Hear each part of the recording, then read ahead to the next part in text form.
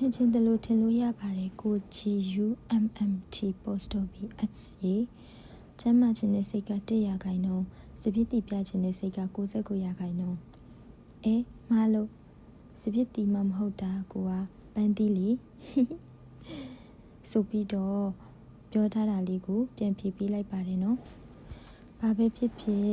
ကို GUMMT post OBS ကိုအရင်ခင်ပါတယ်ဘာလို့လဲဆိုတော့ကိုယ့်ရဲ့ဗီဒီယိုလေးကြည့်ပြီးုံနဲ့မဟုတ်ဘဲနဲ့အကောင်ဆိုဝေဖန်ပြီးသွားတဲ့အတွက်ကြောင့်မလို့ပါ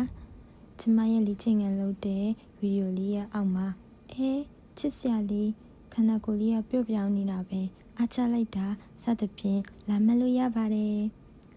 ရုပ်ဆိုးလိုက်တာချပူမအသားကလည်းမဲတူးနေတာပဲစားတဲ့ကွန်မန့်တွေကိုတော့လက်မခံနိုင်ပါဘူးရှင်ဘာလို့လဲဆိုတော့လူတွေကအမှန်တရားကိုမုန်းလို့ပါကျမလည်းအဲ့လိုအမှန်တရားမျိုးကိုတော့မချစ်ပါဘူးရှင်စားတာပါအားလုံးကျေးဇူးအများကြီးတင်ပါတယ်နောက်လည်းဝေဖန်ပေးကြပါအောင်လို့ဗီဒီယိုလေးကိုအဆုံးထိကြည့်ပေးသွားတဲ့အတွက်ကျေးဇူးအများကြီးတင်ပါတယ်ဘိုင်ဘိုင်